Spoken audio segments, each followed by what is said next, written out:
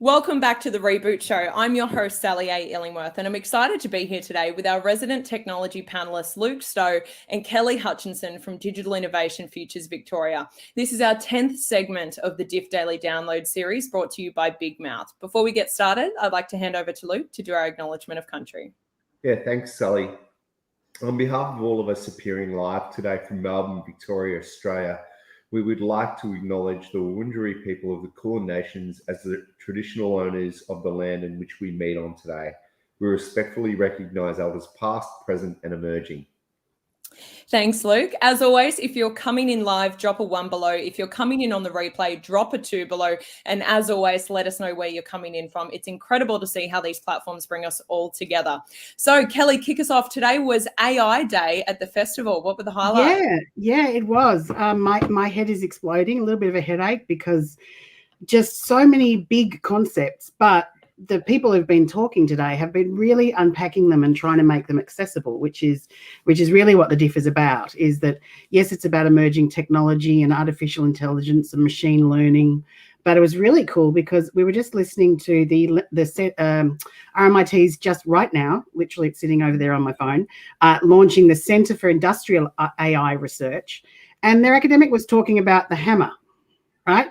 That the hammer is a piece of technology and how it gets adopted and that transition across the different phases. And I was like, great, okay, yes, okay. So when you can help people get a simple concept and then, moving forward. So, it was, that's what I've really enjoyed about today. And they're just actually having the panel now, and you're bringing in industrial design and manufacturing or applications of robotics where you might be seeing, production lines. And then you've got the academics who are looking at the research to make sure that application of technology is actually going to deliver that productivity dividend and that outcome for business. Because in the end, it is that around the business outcome. And I know people are fearful maybe of AI taking jobs, but it's the robotics and it's the machine learning of repetitive activity, looking for improvements in being able to choose that automation.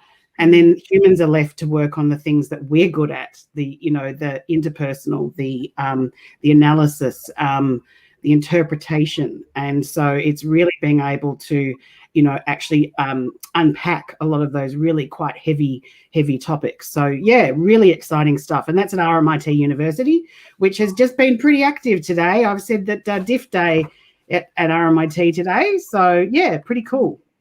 Yeah, I think really connecting, conversations relating to artificial intelligence to meaningful outcomes for people in business is such a big part of the conversation because, particularly with mainstream media, it's easy for us to get lost in the sexy side of AI and all the really futuristic stuff, which can actually be quite confronting for many of us. And that's where the conversations about robots taking over the world come into play.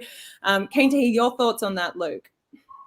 Oh, look, I think Kelly covered it really well. It's an exciting time for AI. I think, we've seen a boom in sort of automation and artificial intelligence, working together with automation, in a really exciting way since the pandemic started. And businesses are going to just continue to invest in that because I think, everyone's wanting to get more efficient with digital capabilities. So, yeah, it's great that RMIT's provided that research centre. Was there anything else for AI Day that really stood out to you today, Kelly? Well, it was the high school hackathon this morning at ScienceWorks. Well, metaphysically at ScienceWorks. It was whatever.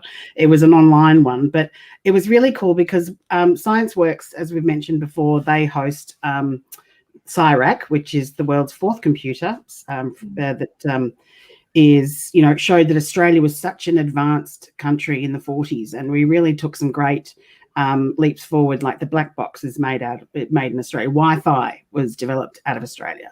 And so we want kids to really think about the fact that we're inventors and not just users of tech. But they put forward a challenge today for the classes in year 7 to 12. And the question was, how might we use artificial intelligence and machine learning to make our communities a safer place? So really good question. Last year, the hackathon looked at how can technology help us keep connected during times of the pandemic and COVID-19, and kids talked a lot about their being able to keep connected to their grandparents. But basically, the kids today were working on looking at a web-based machine learning tool, and we're looking at a design prototype process. And they had an opportunity to use web-based 3D design software to prototype their ideas. How old are these kids? Years 7 to 12. I'm not exactly sure which classes took on, but basically the teachers, there was a session that they did with the leaders from ScienceWorks, the educators. Then they went offline and did offline with their own class, which would have been online. And then they came back again for a final pitch session. So just like a normal hackathon, but they did it within a day, within a school day. So, really fantastic for students to get an opportunity to look at how they create. And actually another one today was the Bendigo Tech School. There's girls in STEAM electric car project. So they have taken an old Range Rover and they're converting it to an electric vehicle. Well, that's cool. Yeah, so there's the tech schools across the state. They're an initiative that happened a couple of years ago, but they're fabulous facilities and workshops and 3D printing and a lot of other things. And they're not like a permanent school that people go for the whole time. It is their facilities that students can come on. Hey, they're Stuart from Lancashire, and they've been this school project of girls working on making an electric vehicle. Yeah, that's brilliant. I think, we were talking about this at the beginning of the DIF Daily Download series about the importance of, I think we're talking about sort of, the practicalities and, if I can use this sort of descriptor, getting out of the classroom and sort of converting, what you learn theoretically into practice. And I think that example you shared today of the students being able to use, just interact with something as simple as a web-based platform to experiment with, concepts and what they're learning is really key, because I find, particularly in the technology space, sometimes it can be overwhelming because there's all these concepts that seem so far from reality and difficult to actually understand, perhaps what they tangibly mean or practically mean. So I can imagine the kids really enjoyed that. Yeah, and it was really about mixing the practical experience, and PSC Foundation was one of the partners that has worked with ScienceWorks, and they actually did they interviewed a number of the different entrepreneurs who've been Entrepreneurs of the Year for Victoria to talk about how they've gone through that entrepreneurial journey and created a business. And one of the platform businesses that they talked about was Rome to Rio. So Rome to Rio actually was also an iAwards winner, and the iAwards are on tomorrow night. So I'm really looking forward to see who wins tomorrow night. But Rome to Rio is a concept of, well, I need to get from Rome to Rio, and I'm geographically challenged, so Lord knows which direction any of those are. But basically it will search for the best route from across all different transport options. So whilst a lot of the different platforms are out there that might give you just flights or just rail, this actually looks at how would you do an entire journey from this place to that place. And it's a Melbourne-based business and founded by two co-founders, and they were recognised for their innovation. And maybe they could find Mohammed in South Africa. How do you get from South Africa to Stuart in Lancashire, wasn't it? Yeah, that'd be a good one. You're not too far. That wouldn't be too hard, probably. But there's some other ways, and particularly when you're looking at regional travel,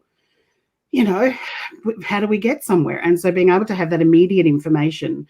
But what it's a really good example of is Victoria has amazing platform-based businesses.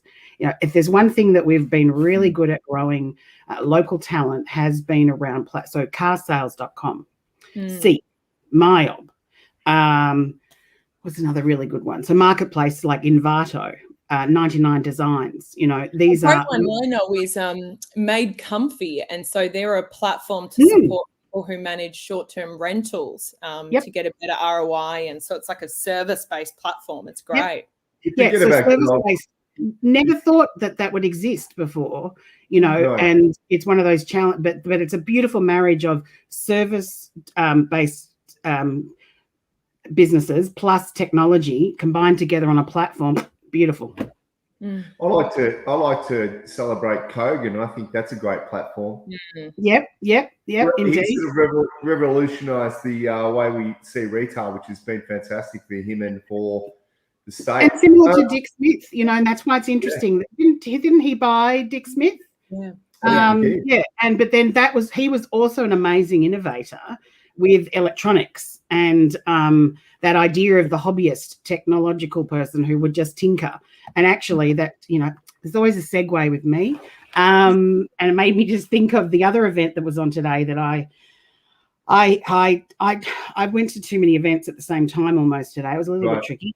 But there was a really good lecture that I'm going to catch up on later, which is why we have DIF on demand, which is an RMIT distinguished lecture about why Wi-Fi matters. So I'd mentioned that ScienceWorks, recognises, the inventions that we've had from Australians. And what's interesting here about Julian Thomas, and this is again another centre of excellence this one's around automated decision-making in society.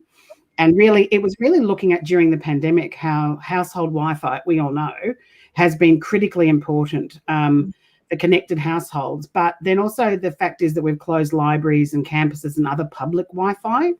And that was actually something that we really looked at in, a lot of the discussion around public libraries and their accessibility for community and their outreach activities. We had the Public Libraries Forum last Friday, and we've just loaded that up on DIF on Demand today. Thanks, Rita, for doing that editing. And so the committee for Melbourne hosted this great webinar where we had about 350 people register. And then I was sitting there watching the Zoom stop at 100, and I went, it's a slight issue. So they're onto Zoom help, got everybody, got as many people into the room as possible. So, that's the joy of live webinar-based events. But they did manage to get immediate support. And then I saw the numbers tick up. So, just really interesting ways of sharing stories. That's really what DIF has been about, and giving people an open invitation to share their journey. So. I didn't see it because it was on at 4:00, and I think it's going till 5:30, which is when we sort of started. But there was also one today which I was quite interested. The future of digital trust. That had been. I went off for lunch, a late lunch, and I sat I'm fortunate to live in the Dandenong Ranges, and I sat outside in the car park of Sherbrooke Forest, and I tuned into that session, and it was really quite insightful and really considered around issues of trust, identity, verification, credentials, but also some of the other areas. So we had from the Red Cross, from Humanitech, looking at really how have the inequalities of digital accessibility been sometimes not really considered, and you really do need to bring the civil society organisations around the table. And then you had an academic from Swinburne talking about, because the question was, are we positive? Are we hopeful? Are we, how are we feeling about technology in the future of digital world? And is it a utopia or a dystopia? And it was interesting. There was somebody said that they were on the crossroads of it, and it really depends on us of where we go. And another person said, who was actually previous privacy commissioner for Australia, he was saying, I feel I'm on the ridge up the top of the mountain and we could go either way. So it was very interesting from a regulatory perspective, from a community perspective. So that will also be available on demand. So that was CESU, a really, really interesting issues around, they were talking about genomics data, and that, like when we might donate our organs, I'm an organ donor. I encourage other people to be. But that idea of that, we also have the data around our genomics, or we have the data around our illness. Would we want that data to be contributing to a bigger set that could help medical research to determine new outcomes? But then what framing do I want to put around the use of that data? Would it would only be able to be used for X, Y purpose? And, conceptually, we don't even know what that might be. So how can you put some principles around it? So it's some of those, my head hurts a little bit, but, it's really good to stop and think about these things. And that's what the past 2 weeks has really been able to do, is just take some time out and think about the big picture. One of the big questions, sorry, Luke, one of the big questions I have is, should we even be worried about trust? Because particularly in the cybersecurity domain, the concept of zero trust models within security architectures, which assume trust is a native vulnerability, if those sorts of concepts become used more broadly in terms of how systems are configured, et cetera, to me, that really raises the question of, well, if cybersecurity is somewhat suggesting trust is a native vulnerability, then should we trust anything in the digital arena? Not to be negative, it's a question, an open-ended question that I have no opinion on. But we've been talking about, this is about the relationship between humans and technology. The first opening debate, what's worse? Well, the reality is we create the technology and we will define it and we will put those parameters. And so if we come in and look at it from a zero trust perspective, it's the same thing with designing with safety in mind first, or designing with the user centered around it. What solutions you come out with are definitely going to be, hopefully more successful, but there's still variables that you're not going to be able to design for. And if anybody's done an IT project, and I know people are listening who do, no project ever goes the way you think it's going to. The scope always creeps and nothing ever goes clearly, but all you do is keep iterating. And that's the thing around, I use the play on words for the DIF. It is that, technology makes a difference, but also technologists are different. I own my nerddom. I love a new platform and I'm geek out on setting up something, but you've got to think of those other principles. And we talked about AI ethics and the design principles around systems development. So that's exactly what you're talking about, that regulatory idea. Hey there, how you doing from Mumbai and Pakistan? Salam alaikum. I was there 8 years ago. 8 years ago this week, I was in Karachi. I just had somebody post it on Facebook and said, when are you coming back? I'm going, I can't even go to Sydney. So can't go to suburbs. Hey, so last day tomorrow of the festival, of course, everyone can catch it on demand, but what should we look forward to tomorrow? Well, tomorrow's startup day. And we've got Launch Vic, so that's Victoria's startup agency, and they're actually got a really nice couple of sessions from it's 12, where their CEO Kate Cornick, they've just come out with their new strategy for the next 4 years, and if they established the same year that DIF started in 2016. And I just look at the amount of work that they've done to support the ecosystem and some of the other initiatives. We've got the Alice Anderson Fund. So Alice Anderson, again, this idea of invention and the like, she ran a garage in Kew, and she was a mechanic, and she was a real adventurer in pushing the edge of women in business. And this is in the 30s. And so the investment fund that's been set up is actually named after her. So the investment fund manager will be there having, opening questions tomorrow. And then there's also some really good tools that Launch Vic have. One's called Deal Room, and there's another one, I can't remember the name of it. But Deal Room is basically you as a startup or as an investor can list yourself of what you're looking for. I'm looking for Series A funding, or I'm looking to invest in, I'm an angel investor, or I'm looking at scale ups, and that's what I'm interested in as an investor, or I support the sector. And actually going to run through how this platform is helping the ecosystem really get quantified, have much more, verification that this is a startup that has proven itself in market XYZ. And so that's some of the activities that are happening tomorrow. So yeah, really, really, if you're interested in startups and getting an understanding of what the sector's about and where the opportunities are, I definitely encourage you to tune into those activities tomorrow. Fantastic. Yeah. Fantastic, Kelly. And I saw there's going to be... Sorry. I was just trying to find, sorry, Luke, I was just trying to find a couple of websites to drop in that you were mentioning, because you mentioned so many. What were you saying? Well, I'm now getting a bit better at this. At the end of when we talk, I then go back and try and find the sections whereby I've talked about so many things and put in the links. So if I've mentioned something in this session and you're catching up on LinkedIn, that's usually where I'll put the links. Absolutely also happy to have anybody contact me, and particularly around any of the Victorian-based activities. I'm very Australiana at the moment. I have a kookaburra on my Hills hoist out my window. So sorry. Very good. Well, I'm distracted for a moment. I'm mindful of time, Kelly and Luke, but a couple of things just quickly is we've got another DIF daily download today. So I'm going to pop the link in. Everyone can go on over and check it out. It is a case study on verticalizing your narrative for your technology brand. So a really, really great asset for both startup and larger technology brands.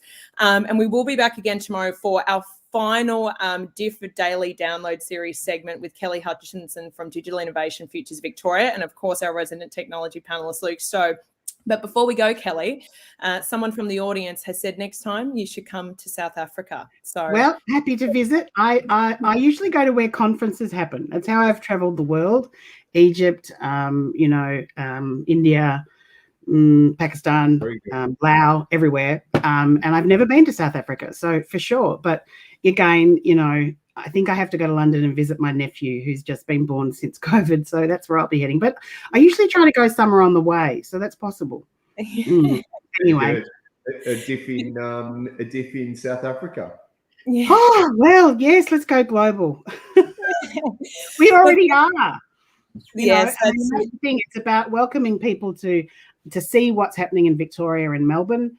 And, actually tomorrow night is the I Awards, the pinnacle of the festival. The reason we actually created the festival was that we usually have 1,000 people come to Melbourne and compete and go on to the national awards of the AIIA, Information Industry Association, the Innovation and Disruptors. And then those winners usually go on to represent Australia. Now, there's very few national competitions where that happens, and that's where I know the people from Pakistan. That's where I know the people from Thailand and the like, because all of those Asia Pacific countries compete, and Australia's done pretty well in the past. And again, the challenge of international trade.